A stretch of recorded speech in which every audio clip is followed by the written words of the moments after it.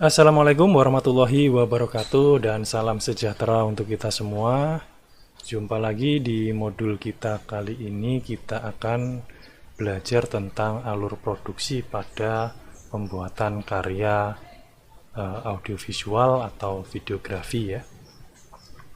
Nah, untuk menghasilkan karya yang berkualitas, teman-teman harus memperhatikan alur produksinya terlebih dahulu ya.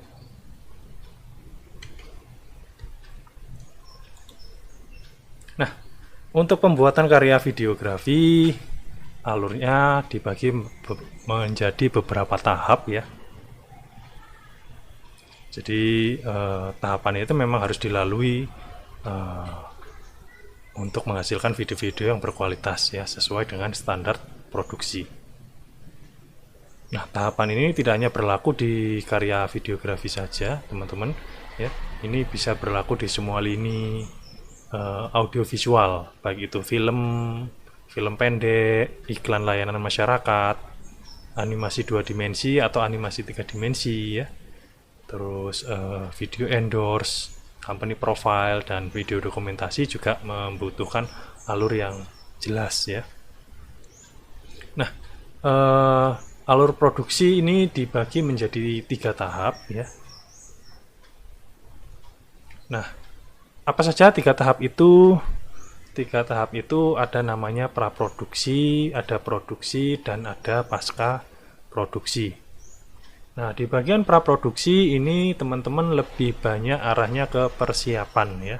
Mempersiapkan diri supaya nanti pada saat proses pengambilan gambar itu bisa lebih efektif dan efisien.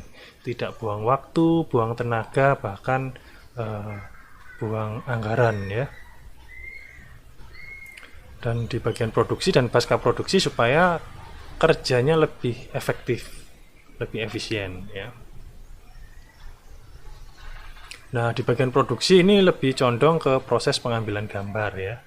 Pengambilan gambar, perekaman suara, dan yang terakhir pasca produksi kita lebih banyak ke finishing ya.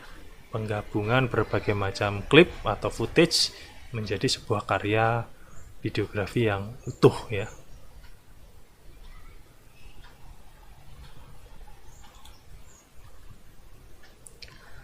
Oke, kita langsung fokus ke bagian praproduksi ya teman-teman ya. Nah, di bagian praproduksi ini apa sih yang harus dilakukan? Yang pertama kita menyusun ide ya.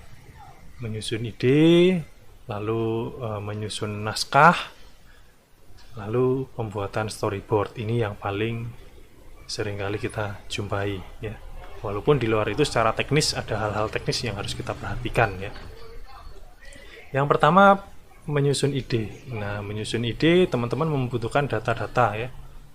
Nah, data-data ini tergantung dari project yang teman-teman kerjakan ya. Misalkan kalau teman-teman bikin film gitu ya, data-data tentang film apa sih yang mau dikerjakan ya. Misalkan film ini lokasinya di mana, di daerah mana, menggunakan tata bahasa apa ya. Kalau misalkan menggunakan bahasa lokal kan otomatis harus mempelajari bahasa-bahasa lokal, kebudayaan-kebudayaan lokal apa saja, sehingga bisa dimasukkan ke dalam sebuah cerita. Nah, jika teman-teman membuat company profile ya, teman-teman juga bisa mendapatkan data dari perusahaan ya. Kalau perusahaan meng-hire kita untuk bikin company profile, kita bisa minta data ke perusahaan.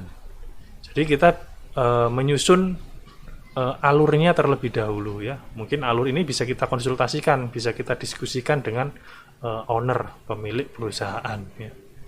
Apa saja sih informasi yang ingin kita sampaikan kepada audiens ya.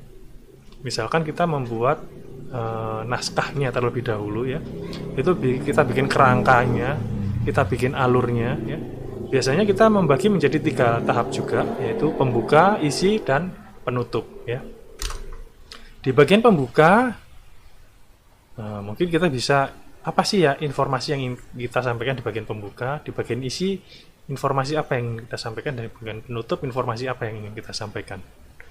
Misalkan perusahaan misalkan ke company profile ya. Jadi di bagian pembuka mungkin kita menjelaskan tentang histori atau tentang sejarah dari perusahaan. Ya. Perusahaan ini bergerak di bidang apa, ya. Terus sudah berapa lama, gitu ya.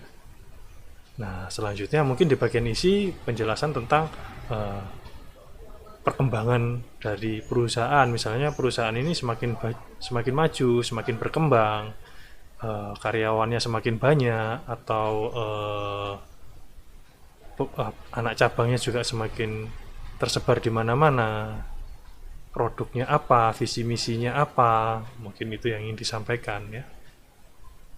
Dan yang bagian ending mungkin ajakan ya, biasanya ajakan untuk bekerja sama. Biasanya kalau untuk komponen profile ini untuk diserahkan ke klien ya, perusahaan-perusahaan klien ini yang mau meng-hire atau mau bekerja sama itu supaya mau bekerja sama. Jadi sifatnya ajakan.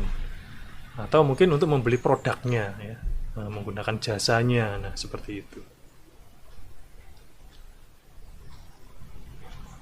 Atau kalau teman-teman mungkin bikin film pendek katakanlah ya. Bikin film pendek misalkan kita buat kerangka garis besarnya terlebih dahulu ya. Nah, misalkan ambil cerita si Budi terlambat datang ke kampus misalkan nih.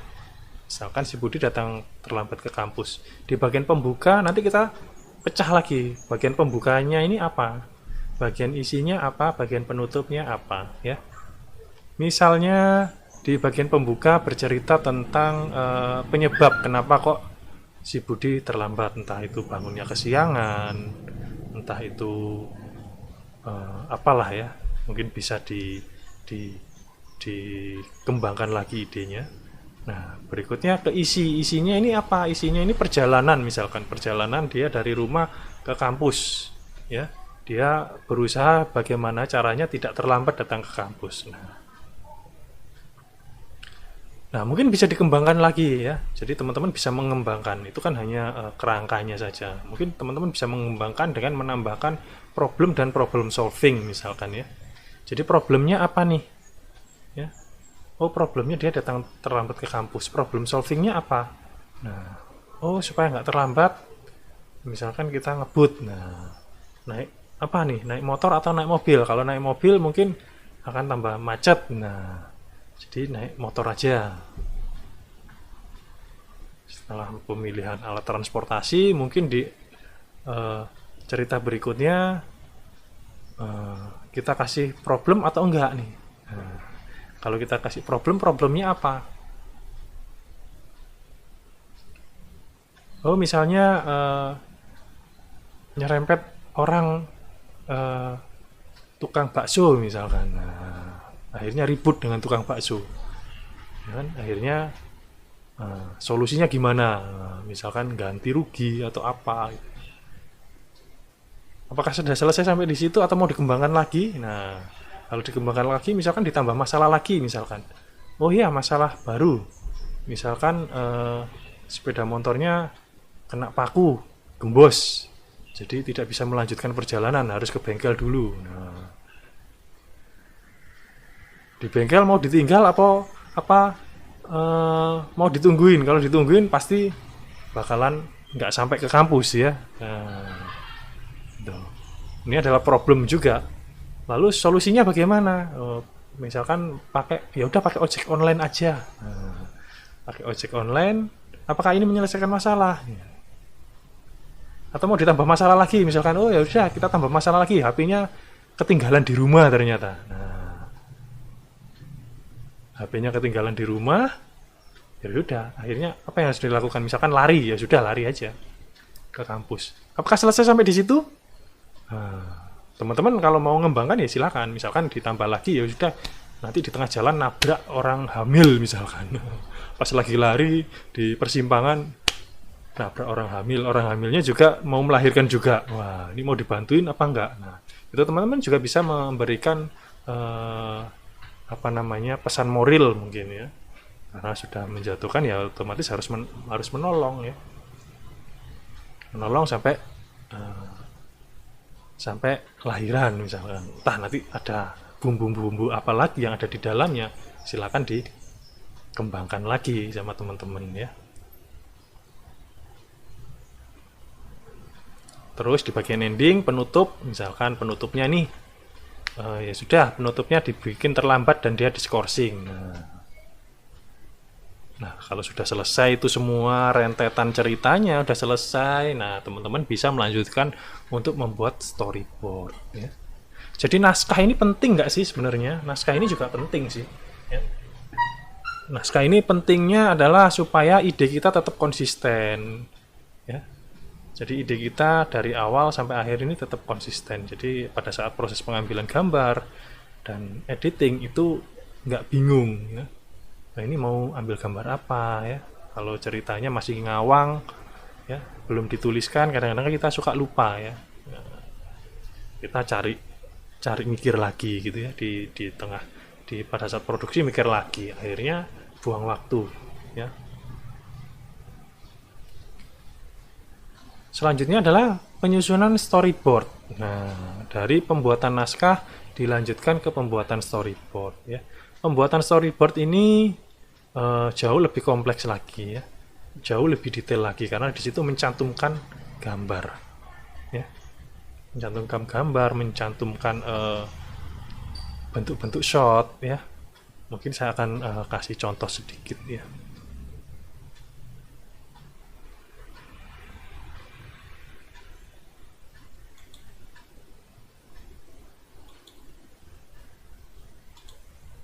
Nah, mungkin ini ya.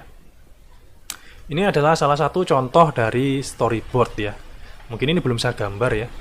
Nah, ini belum saya gambar. Oke. Nah, di sini teman-teman bisa melihat ada action ya, atau adegan-adegannya apa sih? Misalkan ini cerita yang tadi ya, misalkan si Budi terlambat datang ke kampus. Nah, di sini apa penyebabnya si Budi terlambat datang ke kampus? Misalkan bangunnya kesiangan ya. Kenapa kok dia bangunnya kesiangan ya? Nah, alarmnya sudah dinyalakan tapi ternyata dia gak menghiraukan, dimatikan lagi. Ini misalkan ya seperti itu. Akhirnya terlambat. Nah, adegan yang pertama apa? Adegan yang pertama misalkan smartphone-nya berbunyi ya. Kita pakai jenis shotnya adalah close up misalkan, angle-nya high angle dari atas tanpa atas ya, kamera movement grab left ya, dari kiri dari kanan ke kiri misalkan, durasinya berapa detik, 10 detik. Lokasinya di mana? Kamar tidur si Budi. Ini saya coba gambar ya.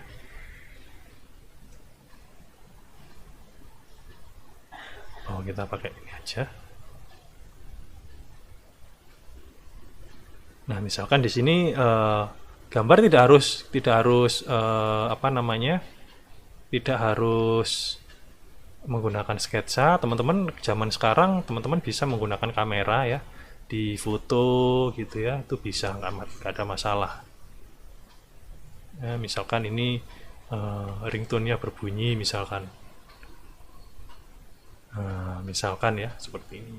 Ini di posisinya di meja misalkan.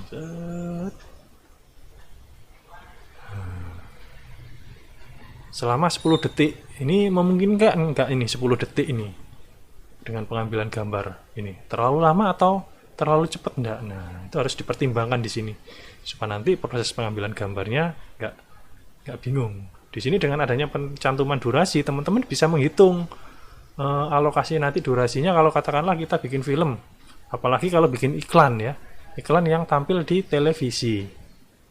Nah, iklan yang tampil di televisi kan bergantung dari durasi. Semakin banyak durasi itu biayanya semakin tinggi ya, semakin membengkak. Nah, oleh sebab itu jangan sampai durasi ini melampaui batas durasi pada saat iklan. Nah, jadi dengan adanya pencantuman durasi di sini teman-teman bisa menghitung durasinya berapa lama nanti endingnya akhirnya, apakah sesuai nggak dengan durasi yang ditentukan oleh klien.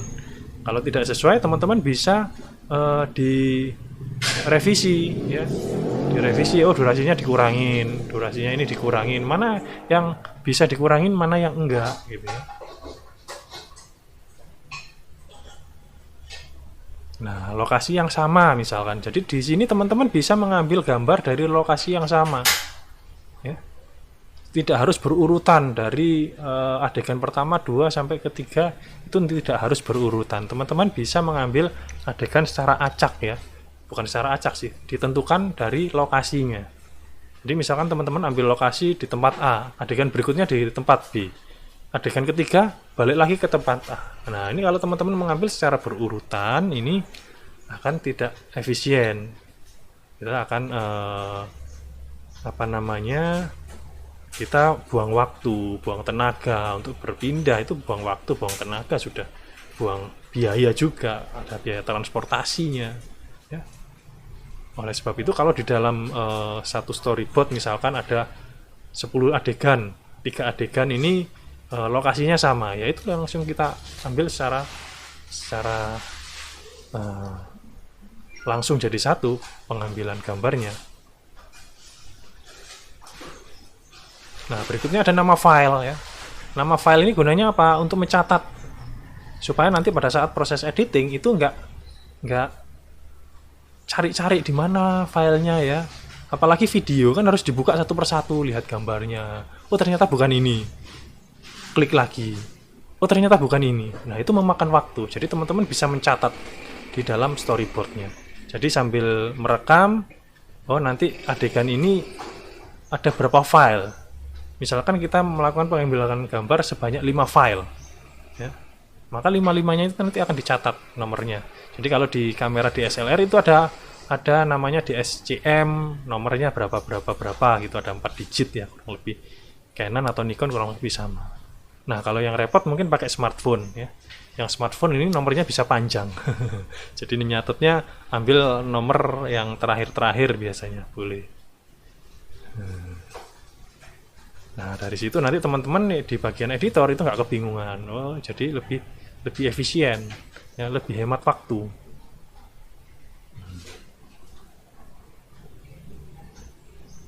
Nah dari adegan per adegan, nah dari editor juga bisa mengurutkan adegannya dari mengacu pada storyboard. Ya. Ini kalau ini pun juga bisa menjadi bahan diskusi buat tim praproduksi ya. Kalau ada storyboardnya ini kita bisa saling diskusi. Oh ini bagus nggak nih angle seperti ini? Oh ternyata nggak bagus ya. Sudah kita cari angle lain ya. Nah ini biasanya juga harus survei lapangan juga. Ya pencahayaannya sudah pas atau belum? Ya. Terus ini hujan apa enggak? Nah itu ya. Jadi lokasi ini harus disurvei terlebih dahulu di awal supaya nanti tidak tidak sia-sia pada saat pengambilan gambar. Oh kita butuh ambience, butuh pagi hari ya. Kita butuh cahaya warnanya agak kekuningan nih. Nah, misalkan oh lokasinya ternyata tidak menunjang, nah, berarti harus pakai editing. Nah ini tadi adalah storyboard ya. Nah ini saya hapus terlebih dahulu.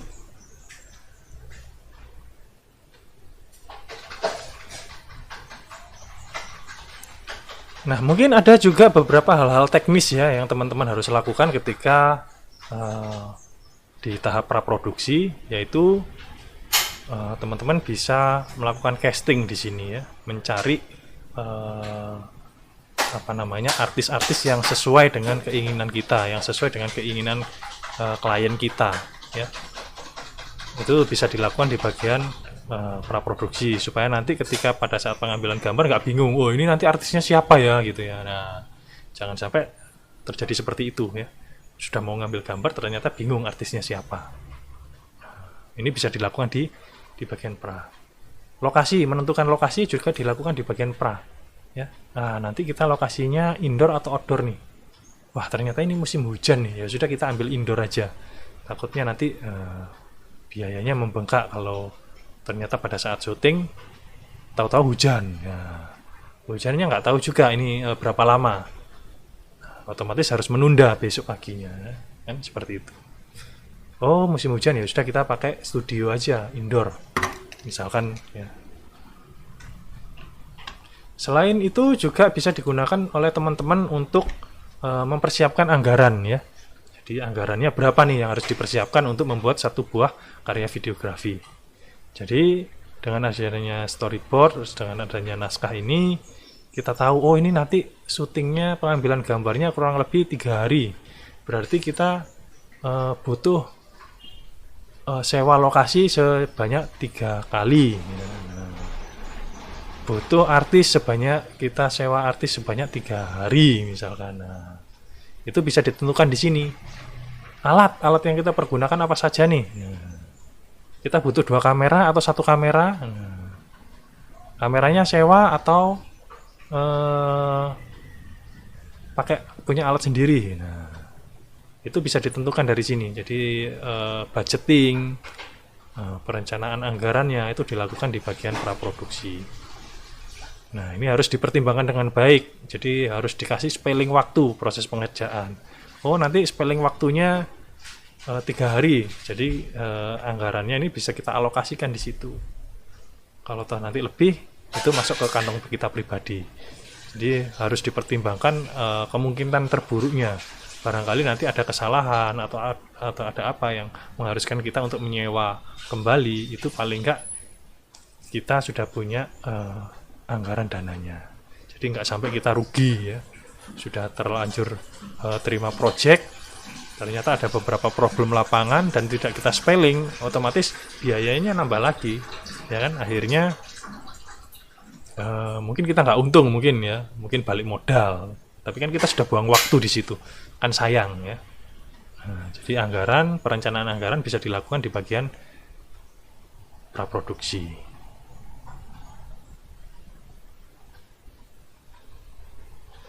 Nah, apakah semua ini bisa harus menggunakan storyboard atau naskah? Kemarin ada beberapa yang sempat bertanya ya. Apakah bisa ya tanpa storyboard? Ya, ada beberapa sebenarnya meskipun tanpa storyboard bisa. Tapi kan itu tadi ya, kurang efektif ya. Kurang efektif. Nah, di beberapa genre videografi itu ada beberapa yang memang tidak harus menggunakan storyboard ya, seperti teman-teman saat ambil gambar saat video dokumentasi ya, video dokumentasi pernikahan, video dokumentasi hitanan ya, itu bisa tanpa storyboard bisa ya, tapi tetap kembali lagi teman-teman harus paham alurnya ya. Harus paham alurnya. Ini kalau 1 kamera mungkin nggak ada masalah ya, nyarinya nggak susah. Yang susah kan kalau sudah pakai multiple kamera. 1 kali dokumentasi ada 3 kamera. Nah, ini agak repot ya. Jadi harus paham alurnya seperti apa.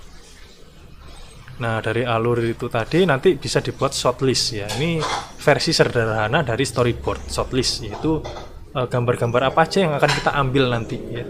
Biasanya untuk kameramen pemula, videografer pemula, ini biasanya nggak ngerti ini mau ngambil apa gitu ya. Nah, mungkin di bagian opening misalkan kita ambil wedding, pernikahan misalkan. Nah, di pernikahan ini alurnya bagaimana? Misalkan akad nikah ya. Akad nikah alurnya bagaimana? Prosesi pertamanya bagaimana nih? Misalkan merias itu mau diambil apa enggak? Kalau mau diambil ini kita ambil apa saja nih adegan yang ada di dalamnya.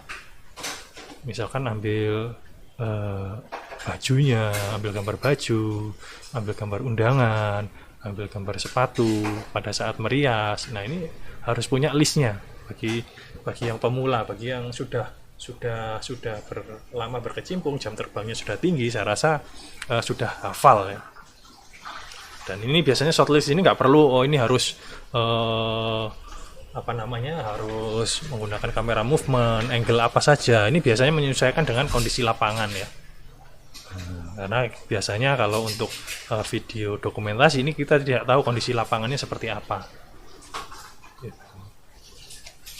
Jadi tetap biasanya menggunakan shortlist supaya nanti tidak lupa. Oh iya, nanti apa saja yang belum kita ambil nih. Kalau kita sudah punya catatan shortlistnya, oh ini belum, kita tinggal ambil ulang aja ya.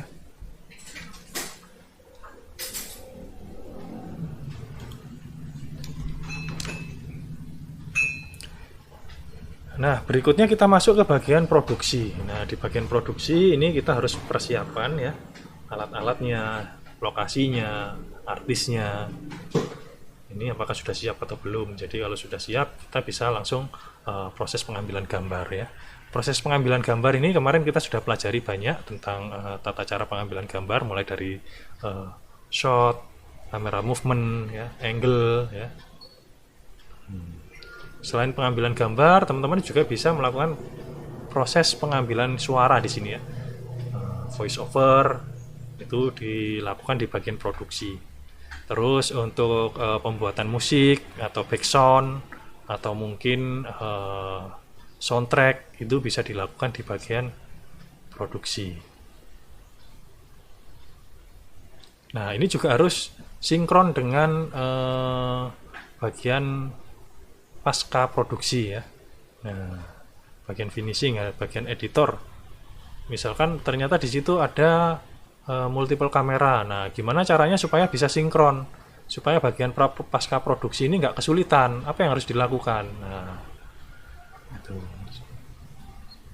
Atau mungkin butuh efek-efek tertentu. Misalkan latar belakangnya transparan. Nah, pengen latar belakangnya transparan, misalkan nanti di editing harus pakai chroma key misalkan. Nah, itu teman-teman harus menggunakan latar belakang misalkan green screen atau blue screen ya. Nah, jadi jangan sampai ambil gambar ternyata latar belakangnya kompleks, kasihan yang edit nanti ya, butuh waktu lama untuk motongin gambar satu persatu ya. Nah, di situ kemampuan pengambilan gambarnya juga harus bagus ya. Oh, ini kita harus pakai green screen, blue screen, nah harus dipersiapkan.